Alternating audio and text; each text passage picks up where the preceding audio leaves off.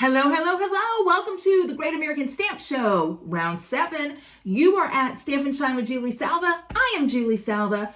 This is the stamp set we're using, Autumn Leaves. Let the competition begin. Well, thanks for joining in. This is the stamp set that we're going to be using today for round 7, the Autumn Leaves stamp set. It is a beautiful set. It stamps so well. And I'm also going to be using the Autumn Leaves dies. They coordinate, and you can see you get a nice variety of dies. You get dies that cut out leaves. Well, leaves. That's why they're called autumn leaves. I'm off to a solid start. Anyway, I'll be using both of these, and this is a great bundle, I think, for you to add to your collection. So you ready to see the card? So you know I like to do a fun fold of some sort, if I can. Here is the card. I've done some leaves, die cut some leaves, and then I'm doing a Z fold card. Y'all, it's so easy. If it was hard, I can promise you, I wouldn't be doing it. So let's get started. The first thing that you're going to need is a piece of old olive cardstock, or whatever cardstock color you want, but I chose old olive. It's cut to 5.5 by 11, and I'm going to go on and put these dimensions in the comments so that you can see them. Then you're going to score. You're going to score at 1 3/4. I know right now you're like, Julie, why are you talking so fast? Because my videos are always long, so I'm trying to do better on that. 1 3/4. 3.5. Right now you're like, talk to me, Julie. I like it when you talk to me. 5 1/4. You know, I just realized that my outfit kind of matches old olive. You can't see that now, but you'll see in a minute. And then 7. So again, 1 3/4, 3.5, 5 1/4, and 7. Then you're going to get another piece of old olive that you've cut down to 6.5 by 3 1/4. And you're just going to score that one time at 3 1/4. Y'all, scoring is so easy. And I'm going to tell you something. I have had a lot of people talk to me because out in the stores, the big box stores, you can't find paper trimmers that come with scoring blades. The Stampin' Up one does. Just a little side note. So I've done my scoring. Let's fold. So this piece, that's an easy fold, right? We're just folding it in half. I've already scored 3 1/4 and put it aside. This one, the easiest way to fold this is to start on the long line. Now, I don't even know if that makes sense to you, but I guess the score line that has the most paper here, score there just like you would a card, and then start alternating, okay? Mountain Valley, zigzag, however that works for you, whatever you think, okay? Whatever works best for you. But you're just going to fold there, okay? It's an easy, easy fold. That's the hard part right there. Now, let's start putting some things together. The first thing that I'm going to do is grab some designer series paper. So what I've done is grab some old olive designer series paper that comes from the, I'm going to set this aside here. It comes from the Regals collection. Old olive is a Regal. And here's the thing I want you to know about this.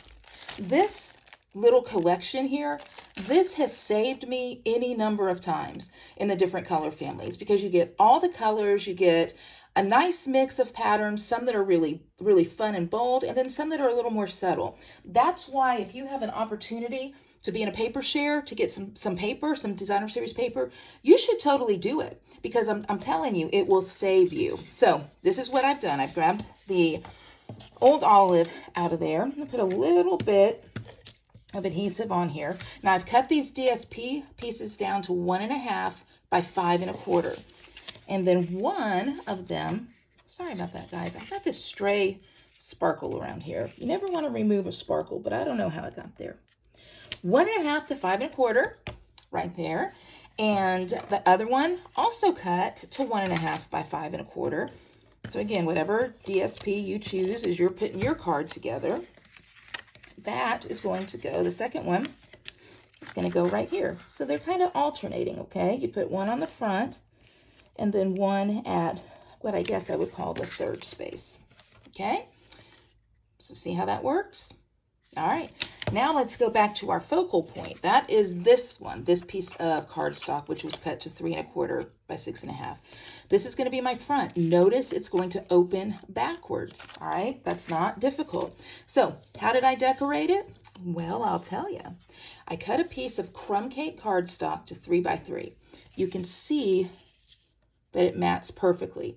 Now, what I did though, to get it to really pop, is I ran it through the timber embossing folder first. The timber embossing folder. You guys, I'm going to tell you something. That is an embossing folder that you 100% need. You can use it for masculine cards. You can use it for outdoor cards. You can use it certainly in the fall. You can use it in the Christmas season if you want to, because you've got some fun outdoorsy kind of looks there you might be doing. It's just, I use it all the time. I just think it's a great, and I mean, look at that. You can see that right there. Okay. It's a great texture. So I've got that. The next thing I did, just to kind of anchor my card a little bit, my focal point, is I took some vellum and I took a circle punch. This is the 2 3/8 circle punch. You could use circle dies if you have them. I just like the punches because they're so easy. And I punched out a piece of vellum. That's going to be my anchor here. Then what I did is using these dies. I want you to take a look at them, okay? This die, and this one, as well as these 2 leaves, okay, these maple leaves. When you cut with them, you get the leaf cut out, plus you get like a dry embossed look, which is stunning. This gives you a beautiful branch. So I just picked some that I liked, and using the colors, and you know I went ahead and did it, because you guys know I don't like doing big shot stuff on camera. I used pecan pie. No, I didn't. I used copper clay to give me the branch. I used crushed curry for a leaf. I used cherry cobbler for a leaf. And then I used Cajun Craze for a leaf. So those are going to be part of my focal point here. Of course, I did stamp. I've pulled out the large maple leaf here. Now, let me tell you what I love about this stamp design. This stamp design is one that we call, I don't know, I forget what it's called, but it's designed, once again, I excel. It is designed to give you an image that is going to be both a fine line and some texture to it. You'll see what I'm talking about as soon as I stamp, okay? So, look at this, y'all. This little sparkly thing has now attached itself to the block. I don't know what's happening. But I'm going to stamp this in crushed curry. So, inking it up. Nice, good ink here. I'll turn that over. And stamp. Now, you're going to see what happens. Remember, with a photopolymer stamp, which is what this is, the clear stamp, you totally need to have a foam pad. It'll give you a better image. But see how that did? So it's like the stamp does the work. It looks like I've used 2 different colors of ink, which I haven't. It's just one color, the crushed curry. And then using the coordinating die and the magic of TV, I, boom, cut it out. So I've got that done now too. So let's take a look here what we're going to do. I'm going to take just a little dab of adhesive on vellum. Vellum is weird with adhesive because you can see it. But with this, since I'm going to pretty much be covering a lot of that vellum up, you're not going to be able to tell that adhesive's there. Here's the neat thing. This Stampin' Up image is upside down and it's bugging me. Considering that this girl did an entire video that went viral with everything upside down, I don't know why now is the time that I'm bugged. But I was. But here's the thing with the vellum. You're not really going to notice it, but it's there. And it kind of tricks your eye into thinking that, you know what, there is a little bit of an anchor here. So I really like that. So I'm going to kind of have my branch going that way. Before I glue anything down, I like it to be, I think I might have used thick vanilla there accidentally, but I like it. I like it to kind of lay it out just to see how I want it to go. So I'm going to put that leaf there. And this one up here, and this Cajun Craze one, I'll kind of lay right here. I know right now you're thinking, well, Julie, that looks weird. Why are you doing that? Well, because there's a sentiment. And the sentiment that I chose to use is right here. I already stamped it and cut it out. But it's that autumn teaches us that change can be beautiful. Now, I don't know about you. I'm not a huge fan of change. I'm getting so much better, though. But I love this. Think what we would miss out on if we missed out on autumn. We would miss out on the gorgeous leaves, the cooler air, all of those things. So change can be beautiful. So anyway, that's how I'm going to have everything laid out. Now what I need to do, though, is adhere it. And that's not going to be that hard. So again, because this isn't going to be showing, I'm gonna put a little dab of adhesive right here. Now you could also use a fine tip glue pen if you wanted to, or any kind of liquid glue, but for me, I'm kind of going for ease. I'm gonna pull it up just a little bit, okay? And again, you can see that all of these were punched out using these dies. So I really recommend that you would get it all together. You just get the bundle, the stamp set, and the dies, okay? So I'll put that right there. I'll put this. I don't want to get adhesive everywhere, so I'm going to grab that little silicone mat that I have told you guys. How many times have I told you guys to get a silicone mat? Somebody better answer me and say, a lot, Julie. Y'all, I love them so much that my card club, I gave my card club, everybody in my card club got one month, because I'm like, you guys just, you need it. I love this leaf, the maple leaf. I think it's so pretty, and especially in cherry cobbler. Okay, so I've got a little bit of adhesive there. Pop that on. Now remember, we like our cards to be pretty, but we also like them to be quick. And this one fits the bill for sure. I'm going to use dimensionals on the back of my sentiment. And once I put that down right there, you can see, pull it over just a little bit. Yeah. How it kind of anchors everything in. So that's done. Now, what I'll do is I'll go back to my card here, and you can see when that goes on. Now, I'm going to add a little bit of linen thread and some gems, but you can see how much that pops. I really love it. Okay, I am going to put some cardstock on the inside to write your sentiment. I've cut very vanilla down to, what did I cut it to? Think. 3 3/4. 3 3/4 by 5 1/4. I am going to stamp in the top corner, and I chose the top corner, and you'll see with the fold, if I had stamped anywhere else, it would show, which isn't a huge deal, other than the fact that, I don't know, I just thought it made it look a little bit busy.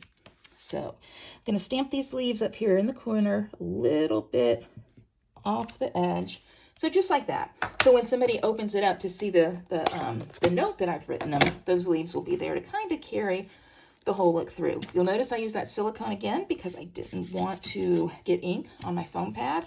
I just wipe it off just like that, y'all. Telling you, it's the best $5, maybe $6 you'll spend. Okay, so let me move that out of the way. I don't need it anymore. All my stamping's done. I'm gonna go on and adhere this to the inside of the card. Okay. Perfect. See, it's just hidden right there. Now I'm going to attach my focal point here. So here's what you want to do. Oh, if you are doing something with paper that the paper is going to be moving, does that get you dizzy?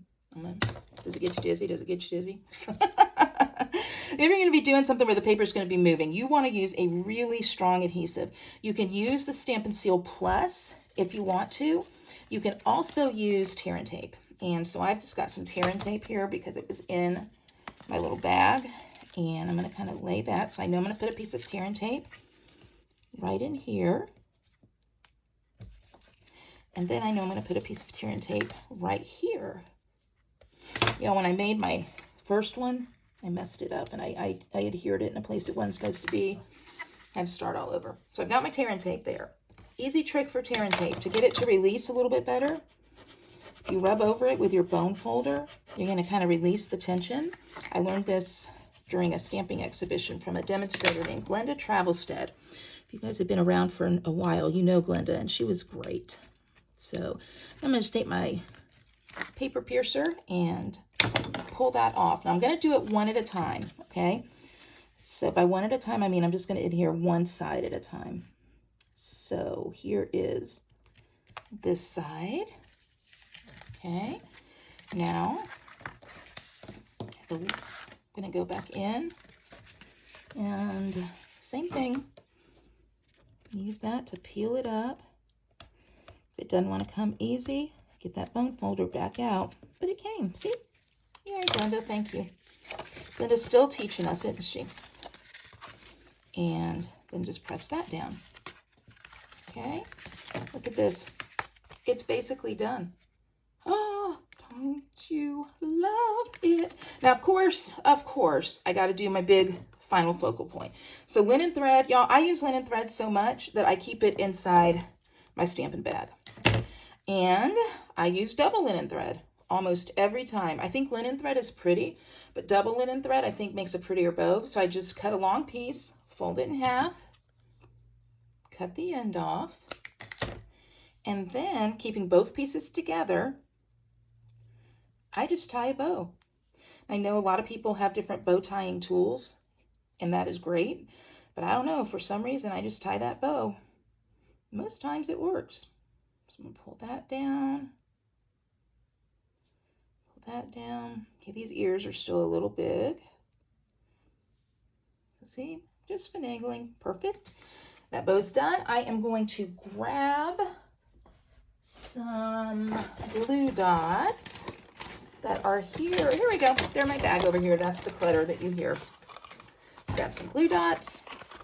I use a glue dot to adhere that bow down. I like leaving long tails because I want it to be kind of whimsical and fun. I'll trim them down. Okay, I'll trim them down, but for right now, I'm not doing that.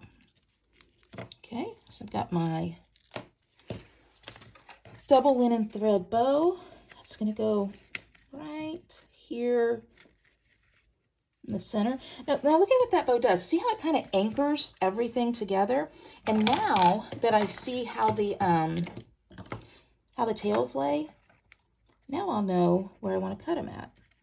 Okay, so I've got some there. There we go. Okay, so there's that. Then finally, gems. You know, here's the thing. Sometimes a product that we want isn't in stock, and we can get stressed out about that. But you know what? There are so many other amazing products. These are the neutral sequins. Y'all, I love these. You could use these anytime. You've got a copper, a gold, a silver, kind of iridescent, and let me see, kind of a bronzy. That's what I'm going to use. I think that kind of speaks fall. So since I already have this out, I know I have my take a pick tool, but this is already out and in my hand. I'm going to go, you know that I do 3 because the eye likes that, and I kind of do them in a triangle shape. You'll see what I'm saying. Y'all, that one, it's so funny. Look, this has been haunting us. This one right here has been haunting us the entire episode. But see, so it's kind of a triangle shape. See, boom, boom, boom. So that is the front. Opens up like so. And that's my card, you guys. I hope you love it as much as I do, because I definitely think it's a win. So what'd you think? I really hope you loved it, and I hope that you make one. So I have a couple of things to tell you. First of all, make sure you vote for the card that you like best. You can see the other 3 cards from Brandi, Jodi, and Shannon in the links that I've put in the description on this video. You'll also find the measurements and the scoring measurements for this card there too. Also, exciting news. Beginning September 19th, for everyone on the email list of one of the Gas Girls. I don't know if that's like the best thing to call us, the Gas Girls, but that's what we are. So if you are on my email list, Brandi's, Jodi's, or Shannon's, you are going to get an email sent to your inbox for the 12 weeks of Christmas. You're going to get 12 Christmas ideas with a tutorial from all of us. We each are working together. We're each contributing 3 tutorials. So you're going to get a great sampling of my creativity, Jodi's, Brandi's, Shannon's. It's going to be awesome. So make sure you're on our email list. How do you do that? My email link is in the description, and I'm sure theirs is as well. So there's no need to sign up for all of them. Hello, Fiona. There's no need to sign up for all of them because it's the same email that goes out. So sign up with the demonstrator that brought you here. So with that, vote, sign up for an email so you can get the 12 weeks of Christmas tutorials. And I gotta go because Fiona's going nuts. Oh, by the way, that sequin just reappeared on me now. I'll see you guys later. Bye.